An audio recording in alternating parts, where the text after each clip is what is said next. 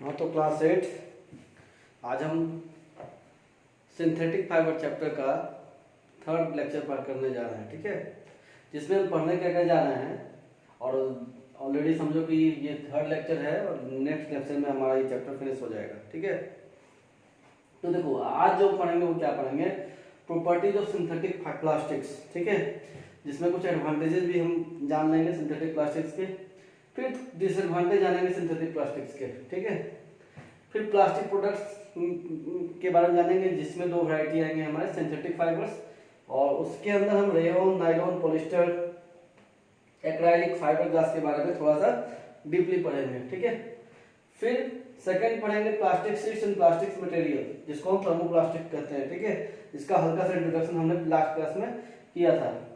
ये इसमें कौन कौन आएंगे, पॉलीथिलीन, और जिसको हम पॉलीथीन भी बोलते हैं, पॉलीप्रोपिलीन और पॉलीप्रोपिन जिनको कहा जाता है, पॉलीविनाइल क्लोराइड जिसको हम पीवीसी बोलते हैं, पॉलीस्टीरीन, पॉलीटेट्राफ्लोरोइथीन, ठीक है, जिसको हम पीटीएफई भी बोलते हैं शॉर्ट में, पॉलीयूरेथेन और फोम प्लास्टिक्स, यानी पॉलीयूरेथेन बोलो चाहे फोम प्लास्टिक्स बोलो। तो ऑलरेडी लास्ट क्लास में मैंने बहुत सारे इमेजेस भी आपको भेजा था जिससे रिलेटेड, ताकि आप इजीली देख के समझ जाओ कि सब में डिफरेंस क्या है, आपस में कैसे एक दूसरे से सभी डिफरेंट है ना। तो ये यहाँ तक मैं आज पढ़ाऊंगा आपको, यानी सिंथेटिक फाइबर्स तक मैं आज आपको पढ़ाऊंगा। Plastic sheets and plastic materials मैं अगले लेक्चर में पढ़ाऊंगा। और साथ में ये है एक और छोटा सा टॉपिक बचा हुआ है, ठीक है, कि फाइबर्स अराउंड अस, तो छोटा सा है, बस वो तो 2 मिनट का भी नहीं होगा, ठीक है। तो बस ये और वो नेक्स्ट लेक्चर में हम करेंगे, आज ये करते हैं, ठीक है। जिनको सारे बच्चे नोट्स बना लेंगे, ठीक है, मैं खुद भी जब नोट्स बना लूंगा, क्योंकि सिलेबस कवर करना है तो नोट्स मैंने नहीं कराऊंगा, मैं सीधे बस यहाँ पे रीडिंग करके आपको बात समझाऊंगा। आप लोग अपने तरफ से नोट्स करोगे और मुझे भेजोगे, ठीक है। और मैं खुद भी जब बना लूंगा तो मैं ऑटोमेटिकली आप लोग को हैंड ओवर कर दूंगा नोट्स, ठीक है। तो स्टार्ट करते हैं। सिंथेटिक प्लास्टिक्स में हम पढ़ेंगे देयर प्रॉपर्टीज एंड यूजेस। मैंने पहले ही बोला था कि प्रॉपर्टीज में से कुछ यूजेस भी जानेंगे, ठीक है। तो कह रहा है there is a great variety of plastics made from different chemicals, यानी ग्रेट वैरायटी ऑफ प्लास्टिक्स का जो अलग अलग केमिकल्स से तैयार किया जाता है। Properties and use of each kind of plastic depend upon the material being used for synthesis, ठीक है। अब कह रहा है कि हर प्लास्टिक, जो भी प्लास्टिक बनेंगे तो उन सभी के प्रॉपर्टीज अलग अलग होंगे। अगर नहीं होंगे तो इतने हमको आइटम्स जो दिख रहे हैं प्लास्टिक्स के वो दिखते ही नहीं, ठीक है। और अलग अलग है इसका मतलब कि उनमें कुछ ना कुछ अलग तरीके से हम केमिकल प्रोसेस किए होंगे, ठीक है। यानी उनका पॉलीमराइजेशन प्रोसेस क्या होगा, थोड़ा बहुत हटके तो जरूर होगा एक दूसरे से ना। तो हम पढ़ते हैं some common properties of synthetic plastics. कुछ सिंथेटिक प्लास्टिक्स के कुछ कॉमन प्रॉपर्टीज है ना, यानी कॉमन प्रॉपर्टीज यानी कुछ ऐसे प्रॉपर्टीज जो जनरली आपके जितने भी सिंथेटिक प्लास्टिक्स हैं उनमें आपको ये चीज देखने को इजीली मिल जाएगा, ठीक है। तो पहला क्या है, वेदर रेजिस्टेंस। कह रहा है most plastics are waterproof and are unaffected by weather, they are non biodegradable, ठीक है। कह रहा है बहुत सारे जो प्लास्टिक्स होते हैं वो वाटरप्रूफ होते हैं, यानी उनका उन पे वेदर का कोई इफेक्ट नहीं पड़ता है। वाटरप्रूफ समझ ही रहे हो, यानी बारिश की बूंदे या पानी का कोई प्रभाव उस पर नहीं पड़ेगा, और दे आर नॉन बायोडिग्रेडेबल, ठीक है। तो देखो ये एक चिंता का विषय भी है। बायोडिग्रेडेबल मतलब क्या समझो, यानी by the help of organism they can easily decompose, यानी ये डिकम्पोज नहीं हो पाएंगे by the help of organism, ठीक है। यानी फिर हमको क्या करना पड़ेगा, तो हम आगे खुद ही डिसएडवांटेज में इस चीज को देख लेंगे, तो वहां डिस्कस करेंगे। सेकंड है केमिकल रेजिस्टेंट, ठीक है। तो they are not affected by strong acid and alkalies. सोच के देखो, यानी केमिकल रेजिस्टेंट, जनरली रेजिस्टेंट का मतलब क्या आता है, किसी का अगेंस्ट में कोई भी चीज जब कितना सामना कर सकता है ये उसके रेजिस्टेंट प्रॉपर्टी पे डिपेंड करता है, ठीक है। अब जब टर्म हम नया नया जोड़ते हैं कि वेदर रेजिस्टेंट, तो वेदर से कितना फाइटिंग करने में वो सक्षम है। अब बात करेंगे जब केमिकल रेजिस्टेंट का, तो केमिकली वो कितना रेजिस्टेंट है किसी भी केमिकल्स के, यानी और यहाँ पे कह भी रहा है कि ज्यादातर प्लास्टिक्स क्या आते हैं कि उनपे स्ट्रॉन्ग एसिड और अल्कलीज का भी कोई इफेक्ट नहीं पड़ता है। लेकिन कुछ जो होते हैं वो कुछ ऑर्गेनिक सॉल्वेंट्स में सॉल्युबल होते हैं, यानी कुछ प्लास्टिक सॉल्युबल होते हैं, यानी घुल जाते हैं सॉल्वेंट्स के अंदर, ठीक है। टफनेस क्या है, टफनेस एक प्रॉपर्टी है जो आप मैकेनिकल इंजीनियरिंग करोगे वहां पे आपको पढ़ने को मिलेगा स्ट्रेंथ ऑफ मटेरियल में। Toughness is also property of material, जिसमें जिसको अगर आप सीधे शब्द में कर सकते हो तो कठोरता भी कर सकते हैं, या किसी में एबिलिटी कितना है कि वो लोड बियर कर सके, यही समझ लो कि उसमें क्या है, वो टफनेस का काम करता है। ठीक है, जैसे आयरन का क्या है, टफनेस ज़्यादा है। रबर और आयरन में टफनेस की बात करें तो कौन सा लोड बियर ज़्यादा करेगा, निश्चित है कि आयरन ज़्यादा बियर करेगा, है ना। तो कह रहा है plastic is tough and can withstand high pressure. Plastic क्या होता है, टफ होता है, कह सकते हो कठोर होता है, और सॉलिड कह सकते हो कि यानी हाई बियरिंग प्रेशर, है ना, यानी हाई प्रेशर को बियर कर सकता है वो। ठीक है, and can withstand high pressure, it is stretchable and it's tensile strength is many times the natural fibre.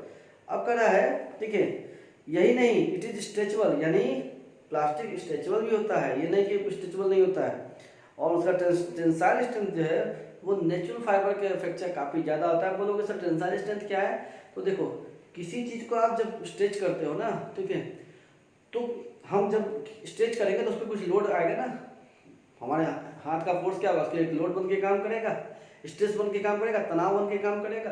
तो तो ब्रेक करने के पहले वो कितना लोड बियर कर सकता है ना, यही उसका क्या है, टेंसाइल स्ट्रेंथ है। ठीक है, और किसी भी चीज़ का एक अल्टीमेट टेंसाइल स्ट्रेंथ होता है, यानी वह पॉइंट जहाँ पे वह लोड मैक्सिमम, यानी उसके बाद थोड़ा सा भी, यानी हल्का सा भी आगे बढ़ाया तो वो चीज़ ब्रेक कर जाएगा। ठीक है, तो उस पॉइंट को क्या कहते हैं, अल्टीमेट टेंसाइल स्ट्रेंथ कहते हैं। ये आगे चल के पढ़ना है, मे भी 11th-12th में पढ़ोगे आप।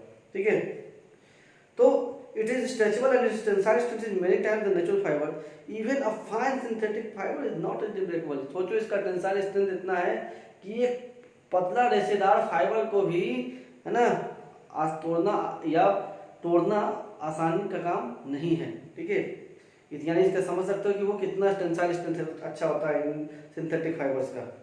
इजी मोल्डिंग, मोल्डिंग मैंने पहले बताया था, ये भी एक मैकेनिकल प्रोसेस है जिसमें हम एक सांचा या ढांचा कह सकते हो तैयार करते हैं किसी भी चीज़ का। ठीक है, जो हमको चाहिए होता है, तो उस चीज़ का ढांचा तैयार कर करके हम उसमें मोल्टन मेटल या मोल्टन सब्सटेंस को क्या करते हैं, उसके अंदर पोर करते हैं, यानी डालते हैं, और सॉलिडिफाई होकर के फिर वापस हम वो जिस शेप का हम ढांचा तैयार करते हैं, जिस शेप का हम सांचा तैयार करते हैं, उससे वो चीज़ हम निकाल देते हैं। तो कह रहा है इजी मोल्डिंग, तो plastic is easy moulded to any shape और even pass through fine pore forming a fibre. तो कह रहा है कि प्लास्टिक को किसी भी, है ना, प्लास्टिक को हम किसी भी शेप में इजीली मोल्ड कर सकते हैं, यानी कैसा भी उसको शेप दिया जा सकता है मोल्डिंग के दौरान। ठीक है, और हम वो इतना वो अगर हम उसको मोल्टेन स्टेट में जब वो हो रहेगा तो वो एक छोटे से छोटे पोर्स यानी छिद्र से आसानी से पास कर जाता है। ये भी एक प्रॉपर्टी है ना, यानी छोटे से छोटे पोर से, यानी और जब छोटे से छोटे पोर से जब वो इजीली पास हो जाएगा तो हम कह सकते हैं उससे काफी फाइन फाइबर तैयार हो सकता है ना।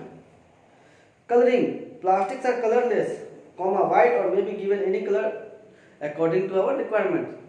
प्लास्टिक्स कलरलेस होता है, वाइट भी होता है, और हम उसको डाई कर लेंगे तो जिस कलर का भी हमको चाहिए, डाई करने का हम उसका कलर उस तरह कर सकते हैं। जनरली डाई क्या होता है, डाई हम करते हैं, कोई भी फाइबर निकलेगा उसको हम रेड में कर दे, डाई ग्रीन में कर दे, यानी कलरिंग करने प्रोसेस को डाई ही कहते हैं। ठीक है, टू लाइट, अब लाइट के अपेक्षा में ये सिंथेटिक फाइबर्स क्या है, प्लास्टिक में भी ट्रांसपेरेंट, ट्रांसलूसेंट और ओपेक, यानी लाइट के अपेक्षा, यानी हम लाइट के अकॉर्डिंग उसको बनाना चाहे, लाइट जहाँ हमको लाइट का यूज करना है उसके लिए, ठीक है, जहाँ पे हम फाइबर्स का यूज लाइट पर्पस के लिए करें, यानी प्रकाश के लिए, ठीक है, तो हम अपने हिसाब से उसको हम ट्रांसपेरेंट भी बना सकते हैं, ट्रांसलूसेंट भी बना सकते हैं, और ओपेक भी बना सकते हैं। ठीक है, और ये आपको पता होगा कि क्या है।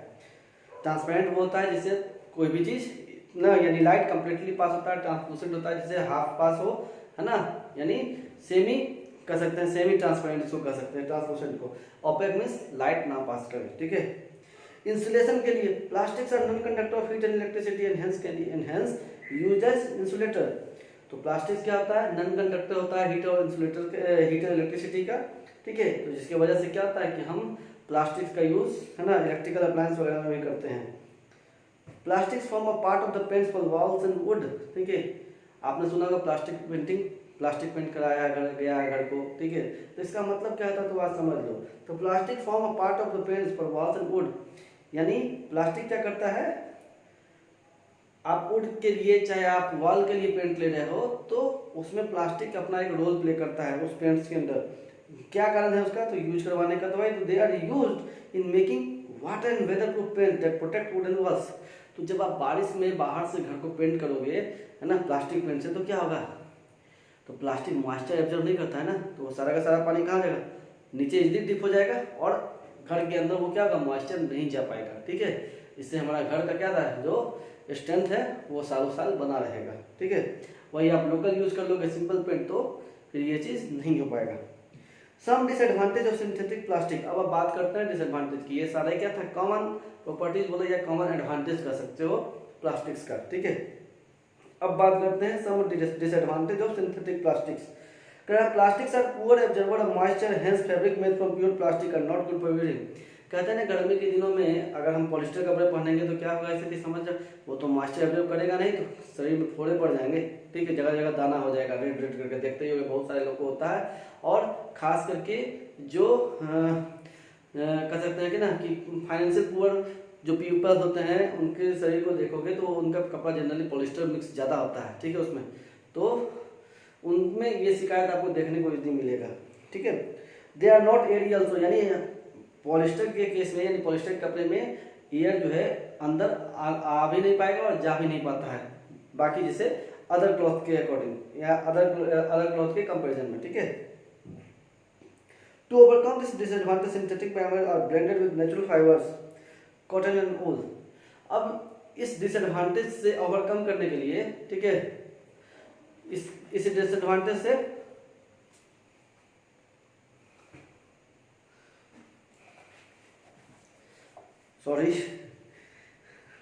इस डिसएडवांटेज से मॉस्किटो डिस्टर्ब कर रहा है, देखो पढ़ाने नहीं दे रहा है। ठीक है, लेकिन तुम लोग ध्यान दो।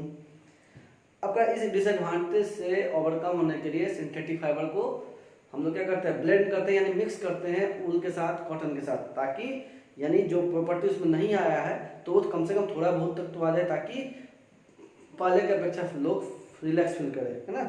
फिर कह रहा है प्लास्टिक में मेल्ट और catch fire on heating, hence synthetic material should be kept away from fire. और एक कारण ये भी है कि देखो प्लास्टिक्स में मेल्ट और कैच फायर ऑन हीटिंग, यानी हीट होने पे ये क्या करेगा, आग भी पकड़ सकता है। ठीक है, इसीलिए कहता है सिंथेटिक मटेरियल को, ठीक है, देखो सही हो गया, सिंथेटिक मटेरियल्स को, ठीक है, सिंथेटिक मटेरियल्स को कह रहा है कि आग से दूर ही रखना चाहिए, चाहे जो भी है। यानी आग पे हम सिंथेटिक मटेरियल हम लोग कभी कभी यूज करते हैं, क्लॉथेज यूज करते हैं। ठीक है, तो क्लॉथेज यूज करते हैं तो जब हम किचन वगैरह में हो तो हम ज़्यादा कोशिश करेंगे, कहीं भी फायर फील्ड में काम कर रहे हो तो सिंथेटिक क्लॉथ के पहन करके या सिंथेटिक क्लॉथ का यूज करके हम किसी चीज़ को हैंडल नहीं करेंगे। जैसे किचन में यूज करते हैं ना क्लॉथ वगैरह, यूटेंसिल्स को उतारने के लिए, बर्तन वगैरह को उतारने के लिए। ठीक है, तो हम वहाँ पे क्लॉथ यूज करते हैं कभी कभी क्या जनरली लोग यूज करते हैं घर में, तो वहाँ पे हम उस तरह का क्लॉथ यूज नहीं करेंगे। नहीं तो क्यों, क्योंकि it may be possible that they can catch fire. ठीक है, इट इज हाँ लिख भी दिया, देखो it is risky for the housewife to work in the kitchen while wearing synthetic wears. अब देखो लेडीज को बोलता है कि जब आप किचन में काम करते हो तो इन लोग को तो इस यानी सिंथेटिक वियरिंग को तो भूल ही जाओ। ठीक है, plastics while rubbing with our body develop static electric charge upon them which is harmful for the skin. अब ये भी बोल रहा है कि प्लास्टिक्स जो है हमारे, अगर हम पॉलिस्टर यानी सिंथेटिक समझ जाओ, नायलॉन रेयन का यूज करो कपड़ा, चाहे किसी भी चीज़ का कपड़ा यूज करो, ठीक है, तो उसमें क्या होगा कि अगर आप गर्मी के दिन पहने हुए हो तो क्या होगा, ऐसे भी हमारे बॉडी में स्टैटिक चार्ज डेवलप कर देगा। यानी ऐसा चार्ज जो क्या होता है, यानी उसमें मूवमेंट नहीं होता है, चार्ज एक जगह आके क्या होता है, एक्यूमुलेट हो जाता है, जमा हो जाता है। ठीक है, तो वो उस वैसे स्थिति में क्या होगा कि हमारे स्किन को वो हार्मफुल होगा।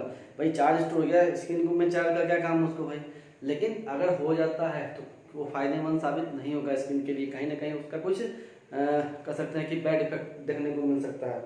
और कहा you might have observed sparks jumping between the fabric and the body while taking of the shirt. कहा तुमने कभी देखा भी होगा, मैंने तो आज तक नहीं देखा, ठीक है, कि कभी कोई आदमी उस तरह मतलब सिंथेटिक क्लॉथ उतारता, खासकर मान लो पॉलिस्टर, प्योर पॉलिस्टर कपड़ा पहना, उतारते समय उसमें बॉडी में स्पार्क जनरेट हो, तो अगर ऐसा है तो हो सकता है कि भाई ये कि स्पार्क फायर को कैच करवा सकता है। ठीक है, तो लेकिन मैंने तो आज तक नहीं देखा, लेकिन बोल रहा है तो कहीं ना कहीं ऐसा हुआ होगा तभी तो, है ना।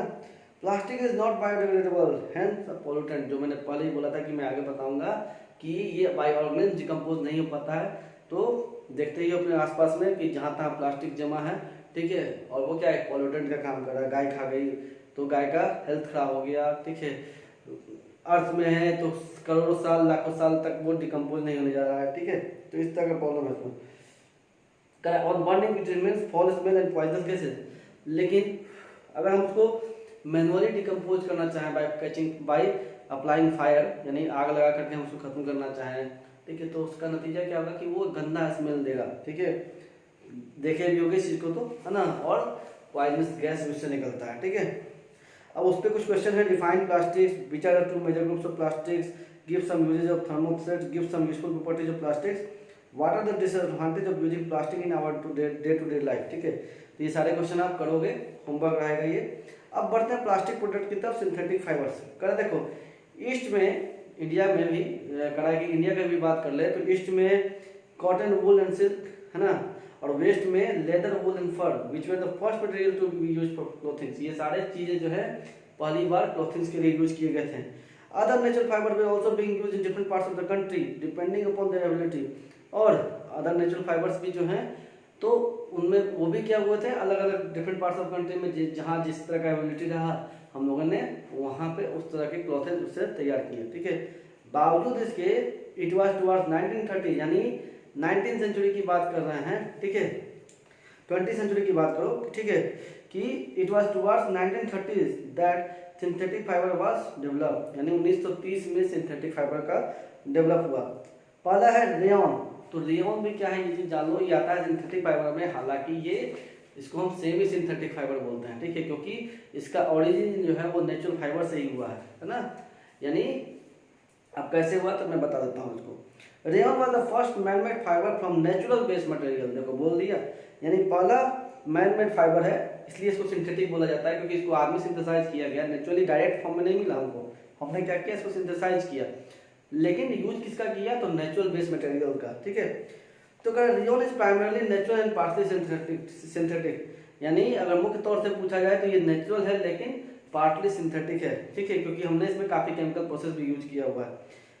It's base material is cellulose from cotton, would और अदर प्लांट प्रोडक्ट्स। इसका जो बेस मटेरियल है, यानी यही इसी की वजह से इसको हम नेचुरल फाइबर बोलते हैं, कि कॉटन का कॉटन का जो सेलुलोज होता है, वुड और अदर प्लांट प्रोडक्ट्स, उन सारे के सेलुलोज से ही हम इसका शुरुआत करते हैं। There are 3 main ways to make rayon, ठीक है। पहला ही क्या है, सबसे बेस्ट है और यही यूज होता है। तो देखो उस मेथड को क्या कहते हैं, viscose method. Cellulose sheets are shredded to crumbs which are treated with carbon disulfide and dissolve in an alkali, ठीक है, caustic soda बोला गया, यानी caustic soda alkali में इसको डिसॉल्व करते हैं बाद में। कह रहा है क्या, cellulose sheets shredded to crumbs। आप हवन होता है देखते हैं, छोटा छोटा लकड़ी का रहता है ना, जिसमें हवन सामग्री जो हम डालते हैं हवन में, तो जस्ट उसी को हम क्रम्स बोलते हैं, वुड पल्प भी बोल सकते हो उसको। तो पहले क्या किया जाता है, पौधे का हम पौधे से, यानी क्या होता है, कॉटन प्लांट से हम क्या करते हैं, उसके सेलुलोज का हम या छोटे छोटे क्या करते हैं, वुड पल्प तैयार करते हैं, ठीक है, एकदम छोटा छोटा पीस, ठीक है। उसके बाद हम उसको क्या करते हैं, कार्बन डाइसल्फाइड से उसको ट्रीट करवाते हैं, यानी कार्बन डाइसल्फाइड का हम उस पर केमिकली प्रोसेस करवाते हैं। फिर उसको क्या किया जाता है, अल्कली में डिसॉल्व किया जाता है, कॉस्टिक सोडा में। फिर उसके बाद the solution is pumped with the force through spinnerets the device with fine openings. Needle, just देख लो, एक नीडल जैसा ही ऑब्जेक्ट होता है स्पिनरेट्स। हमने क्या करते हैं, हम तो जनरली होता क्या है कि जब वुड पल्प पे हम बहुत सारी जो ट्रीटमेंट करते हैं केमिकल प्रोसेस से, तो उससे एक थिक लिक्विड तैयार होता है, ठीक है, ब्लू कलर का जनरली रहता है वो, ठीक है। तो उसको स्पिनरेट्स करने का मतलब जस्ट लाइक एक नीडल समझ लो, कि नीडल से हम उसको क्या करते हैं, पंप करते हैं उसके अंदर, ठीक है। और उस नीडल का एक पॉइंट ऑफ फाइन ओपनिंग होता है, उस फाइन ओपनिंग को हम क्या करते हैं, सल्फ्यूरिक एसिड के सॉल्यूशन में जाकर डिप कर देते हैं, ठीक है। जहाँ पे होता क्या है कि वो ड्राई हो जाता है, यहाँ पे दिखा होगा, देखिए, the solution comes out to the fine opening in the spinneret fibre which are pass to dilute acid to harden them. यानी वो डाइल्यूट सल्फ्यूरिक एसिड में जाके क्या होगा कि हार्ड बन जाएगा, यानी सॉलिडिफाई होना शुरू हो जाएगा थोड़ा सा, यानी वो लिक्विड क्या होगा, अब अपना फाइबर्स का शेप ले लेगा थोड़ी देर में उसके अंदर, और वो व्हाइट कलर में चेंज हो जाता है इसके बावजूद, ठीक है। अब फिर उसको क्या किया जाता है, हम वहां से उसको एक्सट्रैक्ट करते हैं, डाई करते हैं, और अलग अलग जिस तरह के कलर में चाहिए हम उसका फाइबर तैयार कर लेते हैं। और एक है क्यूप्रे अमोनियम, है ना, cuprammonium process and acetate process which are not popular since the product are highly inflammable and lose their lustre on first wash. कहता है कि इस प्रोसेस से भी हम बना सकते हैं क्या, तो क्यूप्रे अमोनियम प्रोसेस और एसिटेट प्रोसेस से भी हम बना सकते हैं, लेकिन चूंकि ये प्रोडक्ट्स हाईली इन्फ्लेमेबल यानी अत्यंत ज्वलनशील होता है, और यही नहीं, अगर इससे बने हुए जो फाइबर्स हमको इससे जो फाइबर्स हम निकालेंगे उसका क्लॉथ अगर डेवलप करें तो फर्स्ट वॉश में ये क्या कहता है अपना लस्टर यानी थोड़ा सा यानी क्या अपना अपीयरेंस थोड़ा सा इसका डल हो जाता है, ठीक है, फर्स्ट वॉश के बाद ही, ठीक है। अब मैं एक और चीज बताता हूँ, लेकिन उससे पहले मैं इसका यूज बता देता हूँ, यूज ऑफ रेयन फाइबर। तो rayon being cellulose easily died and oven into cloth, ठीक है। तो इसका रेयन फाइबर का यूज क्या है, कहते हैं rayon being cellulose is easily died and oven into cloth, यानी इजली जिसको हम डाइड कर सकते हैं, यानी इजली इसको हम कलर प्रोवाइड करते हैं, और ओवन इनटू क्लॉथ, और हम उसको क्लॉथ में बुन लेते हैं, ठीक है। Cloth is moisture observant, soft and silkie, और इससे जो क्लॉथ बनता है वो थोड़ा बहुत मॉइस्चर ऑब्जर्वेंट होता है, ठीक है, सॉफ्ट एंड सिल्की भी होता है, ठीक है। Rayon is widely used as textile for clothings, curtains, upholstery for furnishing luxury car, ठीक है, एंड जनरल कॉमन यूज है, and furniture and reinforce nylon tyres, यानी नायलॉन का जो टायर्स बनता है उस नायलॉन टायर्स को और भी बेहतर यानी और भी मजबूत बनाने के लिए भी हम उसके अंदर रेयन का यूज करते हैं, ठीक है। Rayon is use for making cigarette filter, cigarette का जो फिल्टर होता है जिसको आप पर्सन जो क्या करता है वो अपने माउथ में टच करता है, वो सिगरेट फिल्टर्स, नैपकिन और मैग्नेटिक साउंड रिकॉर्डिंग टेप्स भी क्या होता है, ये सब रेयन से डेवलप होते हैं। और कुछ रेयन के डेवलप मैं बताता हूँ, सबसे सर्जिकल बैंडेज वगैरह में ना यूज करते हैं, सर्जिकल बैंडेज और देखते हो हैंडी प्लास्ट वगैरह वो सब रेयन का ही बना होता है, ठीक है। आपके रेयन का जो टेक्सटाइल इंडस्ट्री में सबसे बड़ा चीज होता है कि क्लॉथिंग के लिए यूज करते हैं। अगर रेयन का यूज कर लो आप उल के साथ तो हम उससे कारपेट्स तैयार करते हैं, ठीक है। तो कर्टन्स वगैरह में भी बताया ना, कर्टन्स वगैरह में भी यहाँ बताया कर्टन्स वगैरह में यूज करते हैं, यानी होम डेकोर में भी हम इस प्रोडक्ट का यूज करते हैं, ठीक है। अब सेकेंड है नायलॉन, ठीक है। तो नायलॉन क्या है, अच्छा हाँ ये चीज मैं बोलना भूल गया, रेयन में क्या है, देखो रेयन कह सकते हो सब्स्टिट्यूट है सिल्क का। रेयन के कपड़े पार्टी वियर जैसे होता है ना पार्टी वियर, तो सिल्क काफी कॉस्टली पड़ता है और हर लोग उसको नहीं अफोर्ड कर सकता है, तो रेयन कह सकते हो उसका एक सब्स्टिट्यूट है, ठीक है, जो दिखने में जिसका अपीयरेंस शाइनी होता है, और शाइनी सिल्क देखो कितना शाइन करता है, तो वैसा ही शाइनी अपीयरेंस किसका होता है, रेयन का होता है ना। तो कम पैसे में लगभग वैसी चीज मिल जाता है, इसलिए रेयन का क्या है डिमांड ज्यादा है आज के डेट में, ठीक है, क्योंकि ये as compare to silk cheap है और इजिली अवेलेबल हो जाता है। क्यों भाई, क्योंकि ये केमिकली प्रोसेस से हम इसको निकालते हैं, ठीक है। तो सब्स्टिट्यूट जान लो, यानी सिल्क साड़ी जो बोलता है तो उससे पूछना ये रेयन यूज है कि इसमें ओरिजिनल सिल्क वर्म का सिल्क यूज किया गया है, ठीक है। अब बोला है nylon discover in 1938 by Valence, it is a polyamide, ठीक है। तो ये 1938 में वैलेंस साइंटिस्ट थे उनके द्वारा डिस्कवर किया गया, और ये पॉलीएमाइड है। तो पॉलीएमाइड भी क्या है, पॉलीएमाइड भी एक पॉलीमर ही है जिसमें रिपीटिंग यूनिट्स जिसको हम मोनोमर बोलते हैं वो लिंक्ड किससे होते हैं, तो अमाइड बॉन्ड से, यानी अमाइड के बॉन्ड से ये पॉलीमर बने होते हैं, यानी रिपीटिंग यूनिट्स यानी मोनोमर्स जो है पॉलीएमाइड के वो अमाइड बॉन्ड के थ्रू एक दूसरे से कनेक्टेड होते हैं, ठीक है।